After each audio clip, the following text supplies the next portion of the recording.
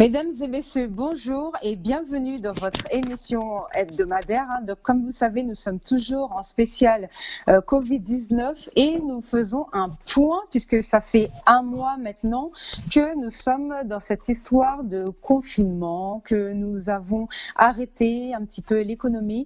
Donc, où en est-on à peu près un mois après le début de la situation? Vous savez qu'il y a eu plusieurs dispositifs qui ont été mis en place par l'État. Donc, le premier était la déclaration pour que vous puissiez déclarer vos employés, vos salariés en chômage partiel. Le deuxième dispositif était le fonds de solidarité pour les entrepreneurs ou bien pour les indépendants et les personnes qui étaient vraiment chefs d'entreprise. Et le troisième dispositif qui restait était le prêt que pouvaient faire les sociétés avec l'État qui se portait garant pour ces prêts. Donc aujourd'hui, à peu près un mois du début de toutes ces mesures, les premières mesures ont commencé à passer entre le 20 et le 25 mars. Donc, où en sommes-nous? Aujourd'hui, ce matin, nous avons eu le ministère du Travail qui nous a donné les chiffres officiels, puisque ça fait à peu près une semaine qu'on les cherche partout et qu'on entend beaucoup de chiffres lancés à droite, à gauche, on ne sait pas trop où on en est. Donc, l'État nous a donné les chiffres officiels du nombre d'entreprises qui sont référencées chez eux par rapport à cette histoire de dispositif sur l'activité partielle. Donc, à ce jour, les derniers chiffres là, lorsque je parle, ce sont les chiffres au jour du 16 avril 2020. Donc, les derniers chiffres de l'activité partielle en Outre-mer sont pour la Guadeloupe de 3 623 entreprises pour 43 1012 salariés. Donc, nous avons en Guadeloupe 6 323 entreprises pour 43 012 salariés qui bénéficient de cette prime, de cette activité partielle en Outre-mer.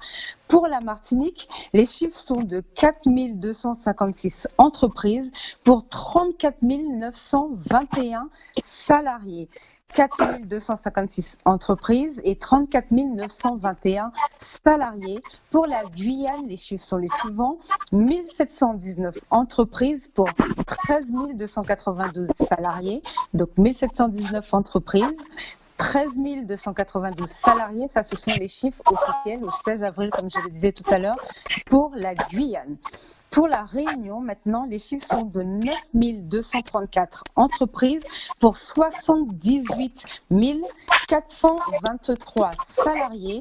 9 234 entreprises pour 78 423 salariés. Pour le Mayotte, nous sommes... Oh, pardon. Alors pour la Réunion, avant de passer à Mayotte, je viens de dire la Réunion. Donc pour Mayotte, c'est bien ça. Nous sommes à 652 entreprises pour 7 149 salariés. 652 entreprises pour 7 149 salariés. Et pour Saint-Pierre-et-Miquelon, 89 entreprises pour 378 salariés. Donc ça, ce sont les chiffres que nous avons eus aujourd'hui du ministère du Travail et nous avons demandé au ministère du Travail de nous préciser, de répondre à une question très simple au sujet de ces chiffres. Est-ce que c'est le nombre d'entreprises qui ont fait la demande d'activité partielle ou est-ce que c'est le nombre d'entreprises qui ont déjà bénéficié concrètement à ce jour sur leur compte en banque de l'indemnité mise en place par l'État? La réponse est la première, c'est le nombre d'entreprises qui ont fait la demande d'activité partielle. Donc, nous allons faire encore quelques recherches et appeler les différents ministères pour savoir, dans tout ce flot de chiffres et dans toutes ces sociétés qui ont été bien prises en compte au niveau des services de l'État, au niveau du ministère du Travail, quel est le pourcentage des chiffres, quel est le pourcentage d'entreprises qui ont aujourd'hui réellement touché cet argent. On avait entendu parler la semaine dernière de 7 800, on a entendu des montants, ce n'est pas encore sûr, donc nous continuons de travailler avec les différents ministères. De toutes les façons, nous avions eu une première intervention avec le ministère de l'économie et des finances et nous sommes en train de travailler avec eux donc pour vous emmener le plus de réponses possibles. Je sais que c'est très difficile et je sais que beaucoup d'entre vous, au niveau d'entreprise, n'ont pas perçu leur indemnité et du coup ça pose un gros problème. Tout le monde commence à s'inquiéter puisque nous sommes déjà le 20 avril et à la fin du mois il va falloir payer les salariés. Et justement, cette indemnité était prévue pour aider les entrepreneurs à pouvoir au moins ne pas perdre trop sur leur trésorerie. Et ça, forcément, ça va les aider pour le mois d'avril. Donc là, nous allons faire un petit débriefing avec toujours notre intervenant de la Chambre des métiers et de l'artisanat de Guadeloupe, Monsieur Ramsamy. Donc bonsoir à vous, Monsieur Ramsamy. Merci de votre intervention comme d'habitude. Bonsoir madame, bonsoir aux téléspectateurs de Canal 10. Alors, vous avez entendu tous ces chiffres, donc on est content lorsqu'on entend autant d'entreprises de prise en compte. Mais aujourd'hui, qu'est-ce qu'il en est concrètement ? En fait, effectivement, à l'énoncé des chiffres que vous venez de faire, on observe que plus de 40 000 en tout cas salariés en Guadeloupe sont en activité partielle, en chômage partiel. Donc c'est vrai qu'on est presque à un employé sur deux du secteur marchand, donc du secteur privé, qui est en chômage partiel. C'est révélateur aussi de l'amplitude et de la gravité de la crise que vivent les entreprises. Donc effectivement, on peut dire que dans un contexte pareil, cette mesure, ce dispositif de chômage partiel est un dispositif qui appuie ou en tout cas qui accompagne les entreprises dans cette difficulté et elle est bienvenue. Mais c'est vrai, et vous l'avez dit aussi, que nous avons des retours en fait d'entreprises qui constatent que, puisque vous savez que le principe de l'activité de chômage partiel, c'est que lorsqu'il n'y a pas d'activité pendant une période, le chef d'entreprise a la possibilité de mettre donc en chômage son employé, de lui verser 84% du salaire net, de son salaire net, ou 70% de son salaire brut. Il fait l'avance de ce salaire et l'État, en tout cas les services compétents, l'indemnise en lui rétribuant les sommes versées. Et donc nous constatons qu'aujourd'hui que beaucoup d'entreprises nous remontent que les indemnisations ne sont pas encore sur leur compte et qu'elles se soucient de savoir dans quelle mesure, en tout cas dans quel délai, ils pourront bénéficier de ces fonds qui, dans un contexte de trésorerie exsangue, avec la crise que nous connaissons, serait bienvenue. En tout cas, nous avons interpellé, en tout cas le président de la Chambre de métier, les autorités de la Chambre, les services de l'État. Et lors d'une dernière audioconférence, effectivement, nous avons entendu qu'il s'applique à faire en sorte que la situation soit éclaircie et que les retours soient réalisés, en tout cas avant la fin du mois d'avril, pour les chefs d'entreprise. Alors, par contre, comme je disais la dernière fois, on avait fini sur une bonne nouvelle. Visiblement, les patrons qui ont fait pour eux la demande de 1 500 €, ça a déjà été pris en compte pour une partie, pour pas mal d'entreprises de Guadeloupe.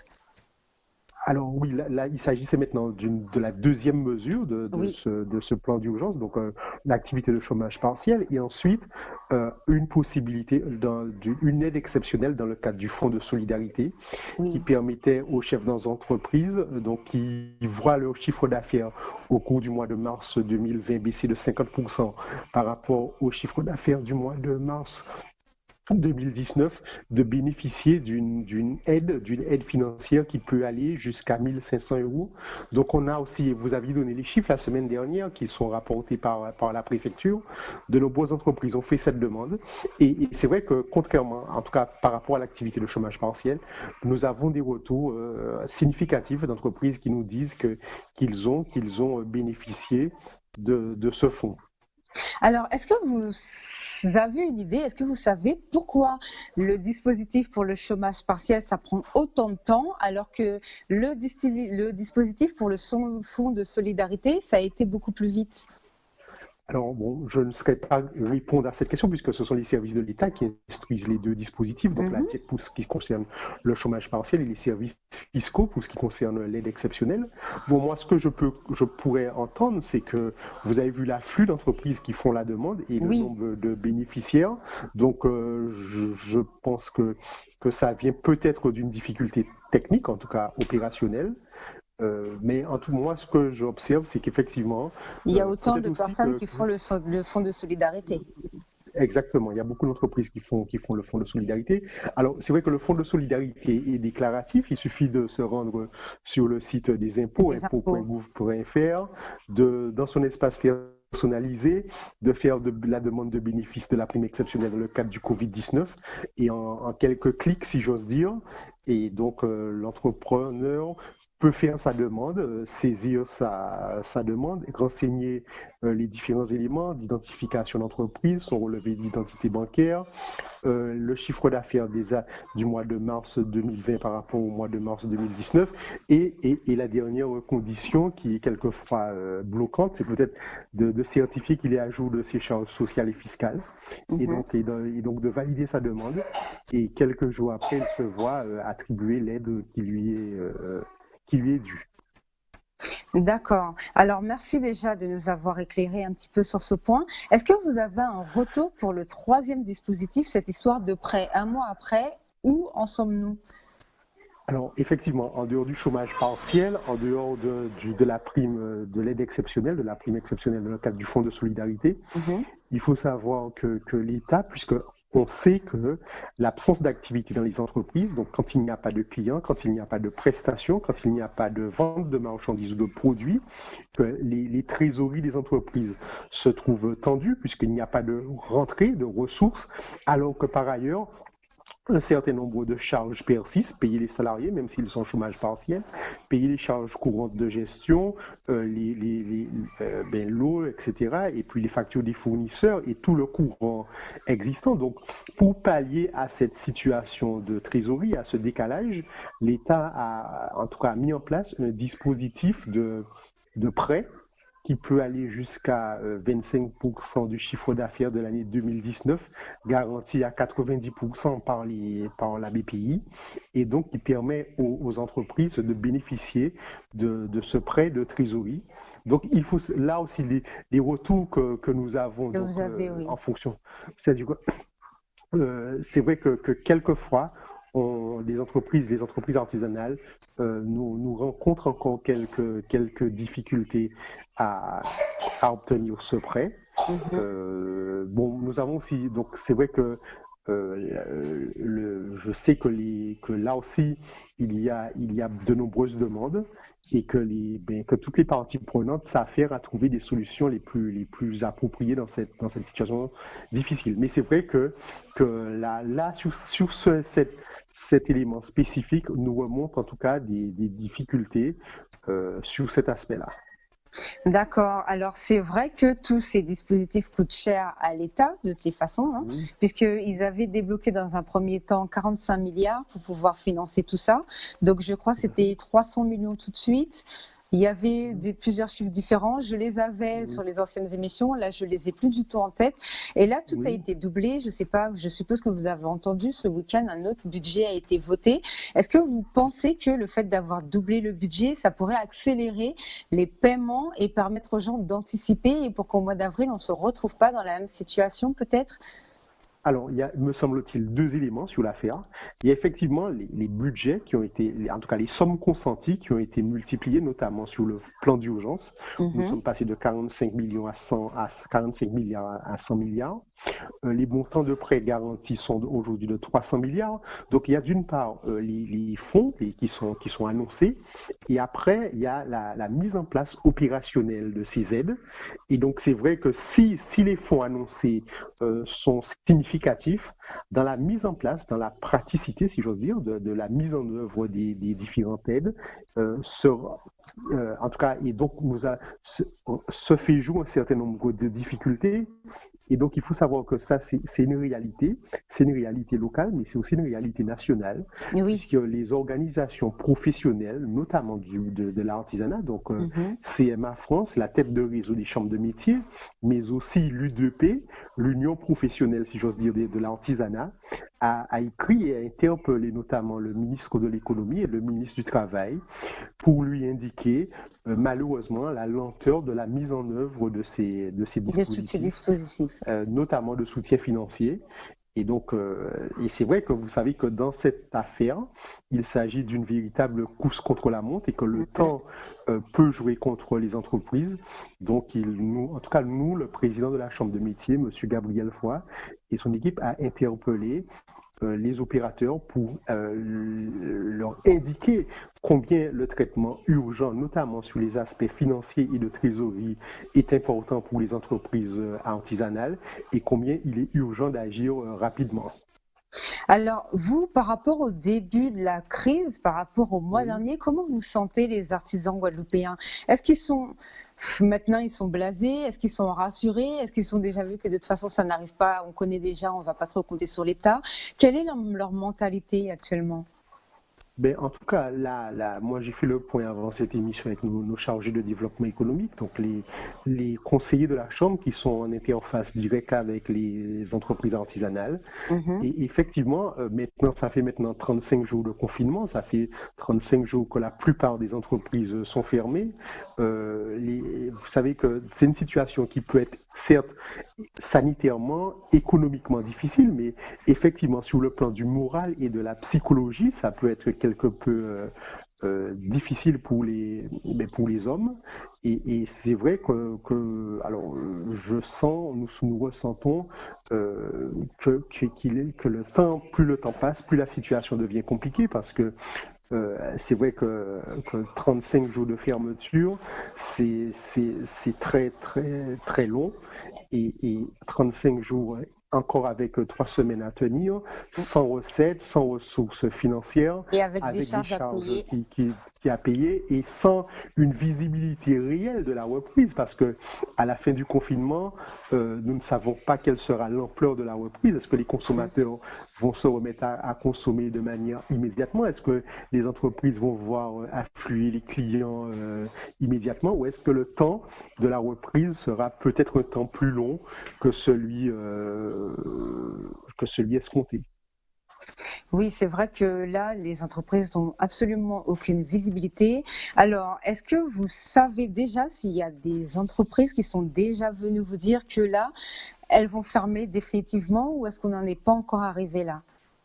Alors, c'est vrai que nous avons aussi des entreprises, en tout cas dans le cadre de la cellule que nous avons mise en place, la cellule Covid-19, pour venir en aide aux entreprises, de nombreuses entreprises qui effectivement nous indiquent que malheureusement, cette crise pourrait être fatale à leur activité et qu'elles envisagent de mettre la clé sur la porte.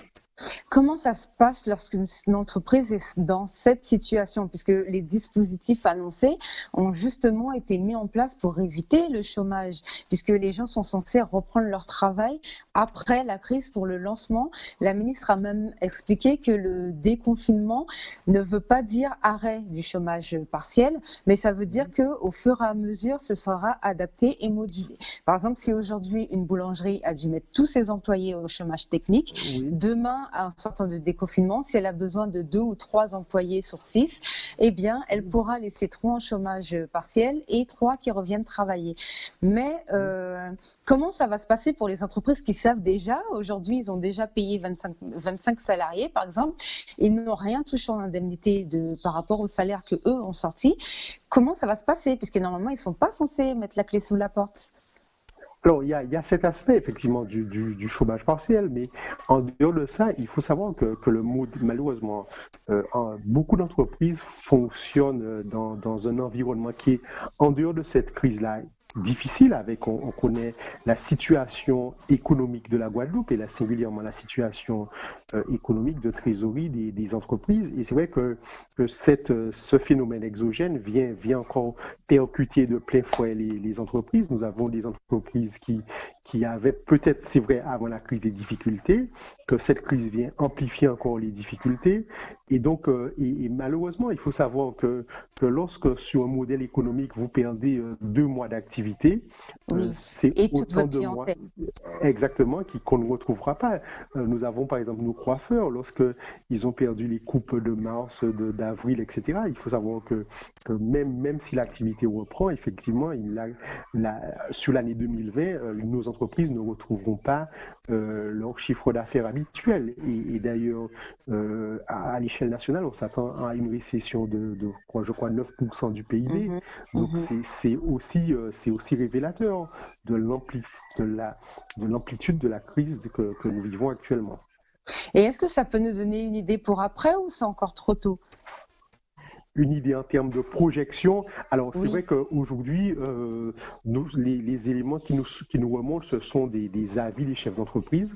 Mhm. Nous sommes en train de modéliser, si j'ose dire un peu tout ça, mais aujourd'hui, je ne peux pas vous faire, en tout cas, vous donner de prévisions à 3 mois, 4 mois de ce que sera l'activité économique. En tout cas, il y a Normal. des services autrement plus compétents que nous pour le faire. Je pense aux services de l'État, à l'INSEE.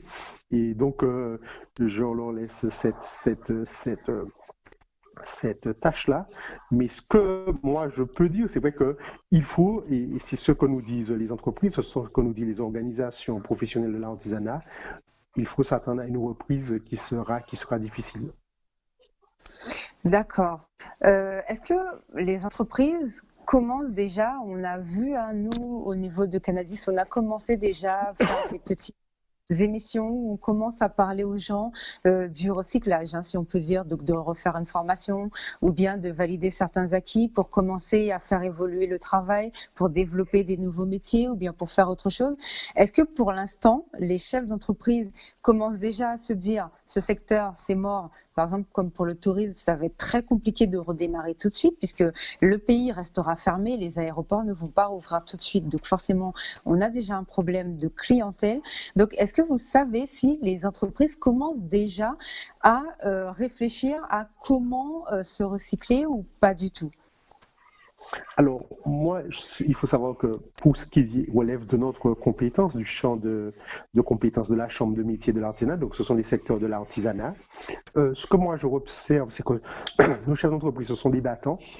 Ah, ça c'est Aujourd'hui, bien. ils sont plus préoccupés à sauver les entreprises existantes, à sauver les emplois existants.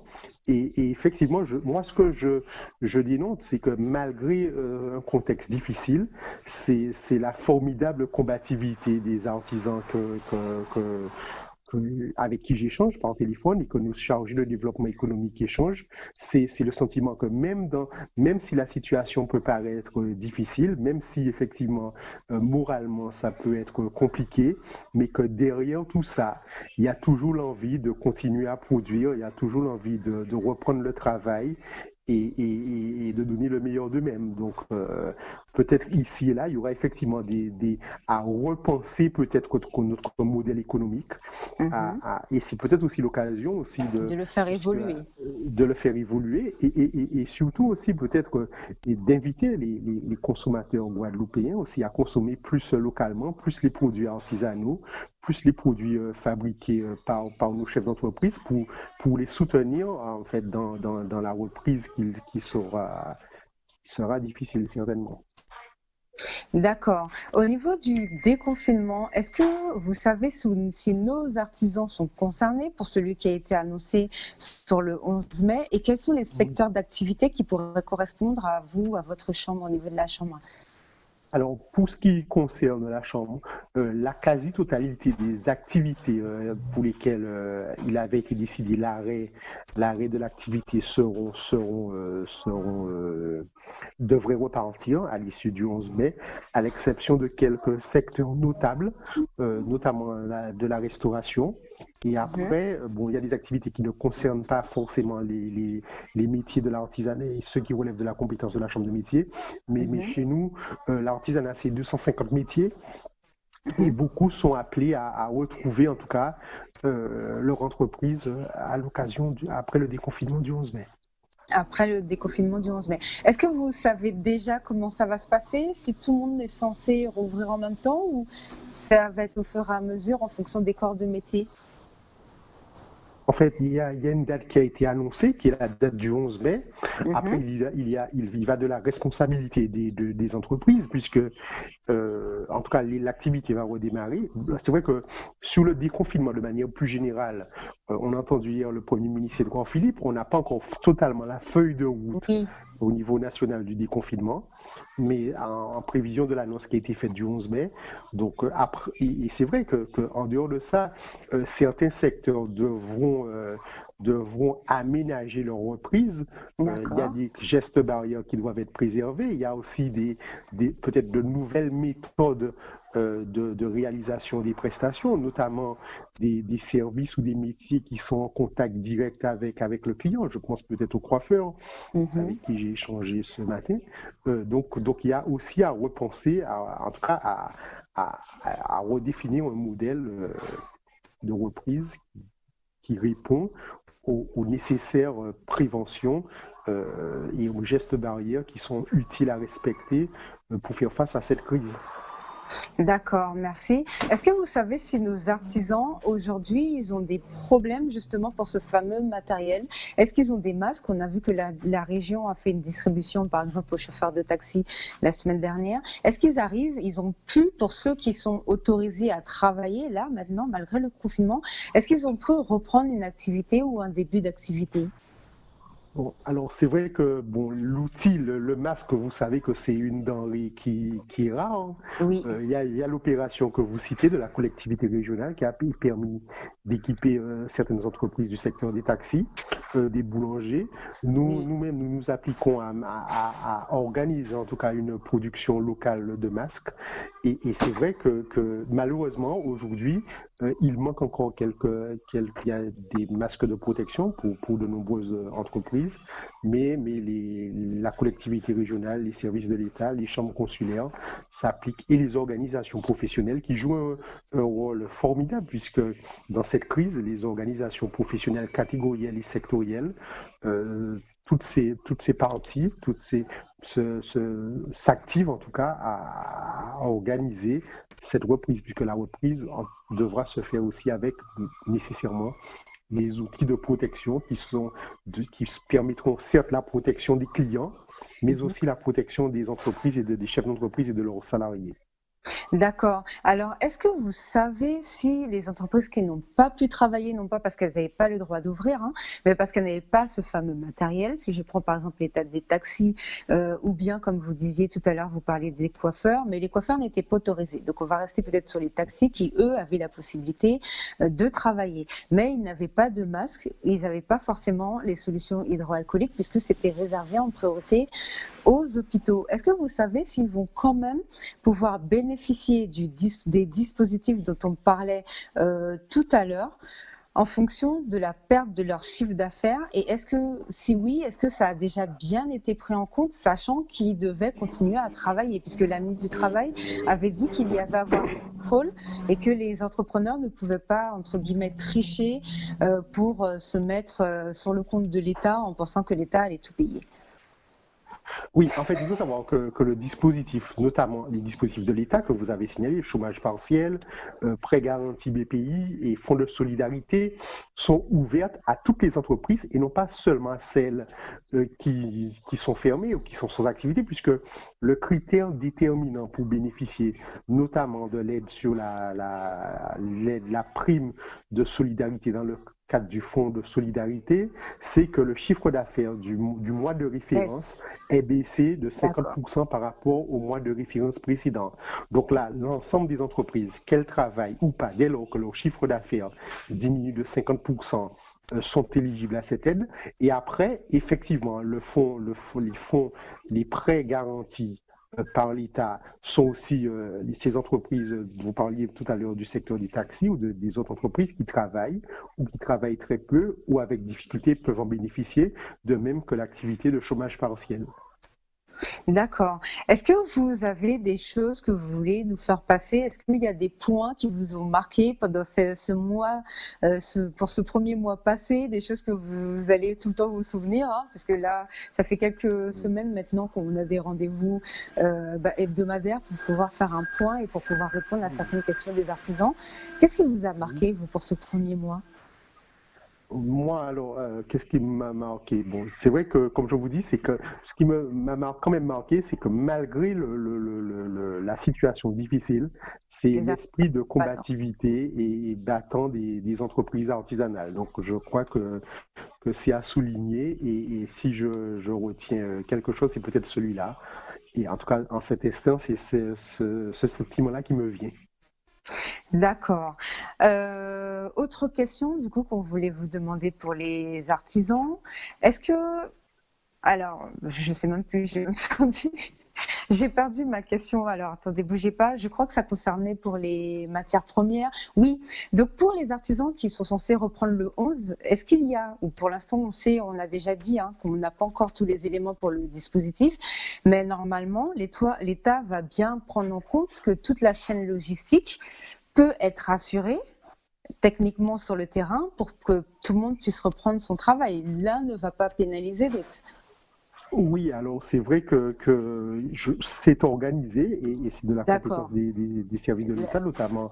Et aujourd'hui, ne nous revient pas de problèmes bloquants d'approvisionnement au niveau des Des entreprises matières premières ou artisanales. des Des matières. matières premières, aujourd'hui, nous ne savons pas de quand sera-t-il le 11 mai, mais il y a nos entreprises, notamment dans le bâtiment, arrivent à se fournir en matériaux. C'est vrai qu'au début, on a eu quelques remontées, mais en tout cas, à l'instant où je vous parle, les choses semblent s'être améliorées grandement. D'accord. Alors, et autre question aussi, autre chose que les gens nous ont fait remonter comme information. Et là, je suis revenue sur le chiffre et j'ai encore perdu ma question. Donc, je vous ai posé, parce que je pensais au secteur du bâtiment pour la poursuite de la chaîne logistique. Oui, donc pour les gens... Ah, j'ai perdu ma question. Je ne sais plus du tout ce que je voulais demander du coup, puisque je suis dans un flot de questions. Donc, on a parlé des gens pour le bâtiment, pour la chaîne logistique. Et alors là, désolé, ce sont les aléas du direct. Et comme vous nous posez beaucoup de questions, donc moi, j'essaye de noter. Des fois, c'est pas forcément évident d'avoir tous les éléments, parce qu'après chaque correspondant, moi, je dois faire un tri sur chaque question. Mais il y Tout à avait fait.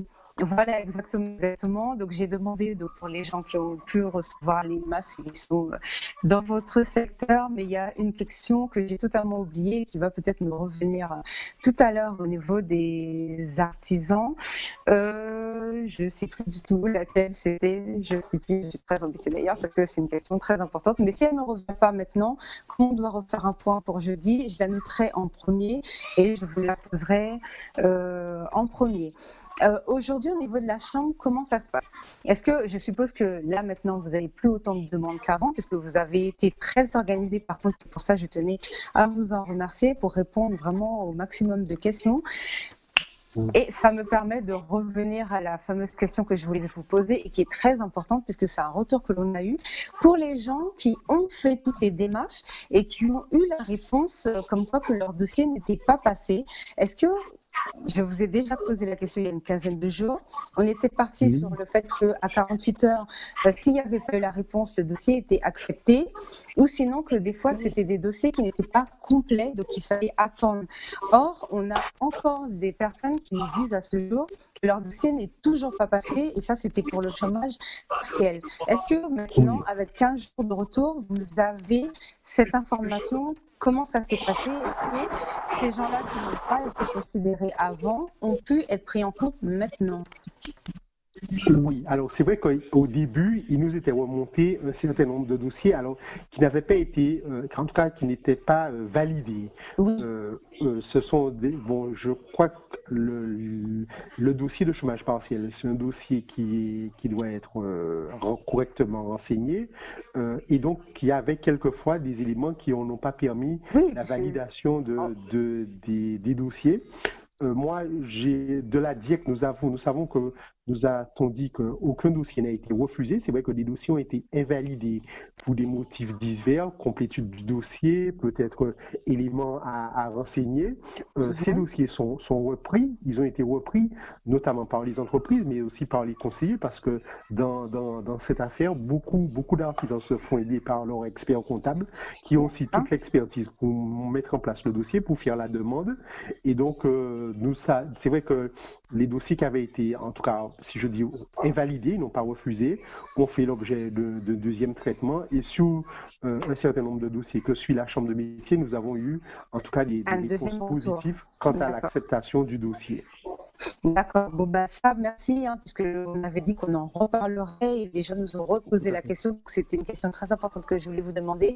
Donc, si votre dossier n'est toujours pas passé, on ne sait jamais, attendez. Visiblement, là, les situations sont en train de se débloquer. Donc, ça, c'est une bonne chose. Allez, vous voulez dire quelque chose? Alors, c'est vrai que attendez, certes, mais ne pas attendre de manière inactive, c'est-à-dire j'invite quand même les personnes qui rencontraient à soit relancer la Chambre de métier, soit aussi à se rapprocher des services de l'État. Alors, c'est vrai que quelquefois, le contact téléphonique peut être difficile, engorgé, mais je crois qu'il y a des adresses mail et donc je les invite à se renseigner sur l'état d'avancement de leur dossier par ce biais auprès des services de l'État. Le cas échéant, ils peuvent se rapprocher de nous et nous pourrions faire l'intermédiation auprès des services compétents. D'accord. Autre question que les gens se demandent.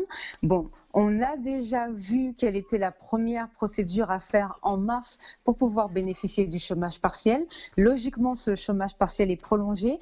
Est-ce que vous êtes sûr ou est-ce que vous pouvez nous affirmer aujourd'hui qu'il n'y a pas une autre démarche électronique à faire? Est-ce que ce sera automatiquement pris en compte pour le mois d'avril là qui arrive? Comment ça va se passer? Alors, c'est le dossier, il y a une période de début, une période de fin. Donc, il faut correctement renseigner le dossier. Quoi qu'il en soit, le gouvernement a annoncé qu'effectivement, pendant toute la durée du confinement, soit jusqu'au 11 mai, les entreprises pourront s'appuyer sur l'action publique. Donc, nous ne doutons pas qu'effectivement, ces dispositifs seront correctement appliqués au bénéfice des entreprises artisanale et plus largement à l'ensemble des entreprises. Ça veut dire qu'à l'heure d'aujourd'hui, les entreprises pour qui le dossier sont passés, tout à l'heure on disait un nombre de 6 323 pour la Guadeloupe, elles n'ont pas de démarche à faire pour le mois d'avril. Alors, à la fin du mois d'avril, notamment pour bénéficier du fonds de solidarité début du mois de mai, il y aura effectivement une démarche à rééditer pour bénéficier du fonds de solidarité. Mais effectivement, il faudra effectivement sur cet aspect-là refaire la démarche au début du mois de mai, à la fin du mois d'avril, tout à fait. D'accord. Donc, mais pour le chômage partiel, je vous demande, pour les employés, là, ils n'auront pas à retourner pour faire une deuxième demande.